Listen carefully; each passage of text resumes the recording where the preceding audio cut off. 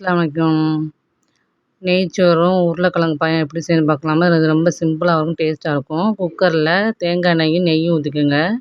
பட்டை, கிராம்பு, ஏலக்காய், வெங்காயம், தக்காளி, பச்சை மிளகா போட்டிருக்கேன். ரொம்ப வதங்கணும் தேவையில்லை. பச்சை பட்டாணி ஒரு கைப்பிடி அளவுக்கு போட்டிருக்கேன்.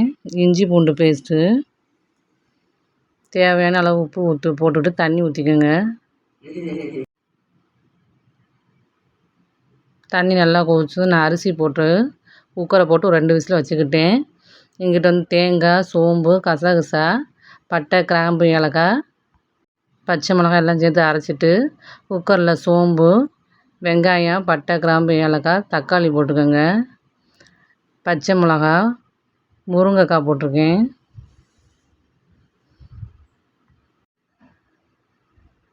இஞ்சி பூண்டு பேஸ்ட்டு ஒரு டீஸ்பூன் போட்டுக்கோங்க. நல்லா வதக்கி விட்டுட்டு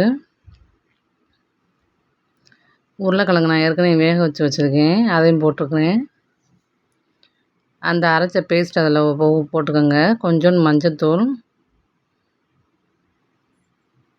தேவையான அளவு உப்பு போட்டுக்கோங்க.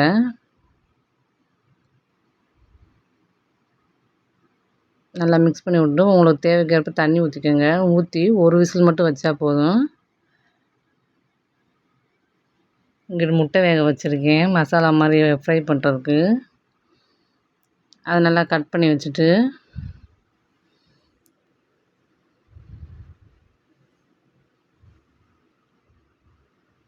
ஒரு கடாயில் எண்ணெய், மஞ்சத்தூள், உப்பு எல்லாம் போட்டு மிக்ஸ் பண்ணி விட்டுட்டு கட் பண்ணி வச்சுருக்க அந்த முட்டையை போட்டு நல்லா பிரட்டி விடுங்க. முட்டை மசாலா ரெடி ஆயிடும்.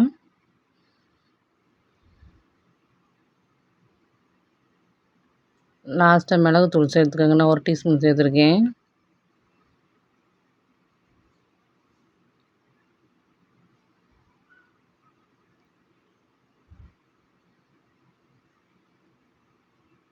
நெய்ச்சோறு, உருளைக்கிழங்கு பாயா,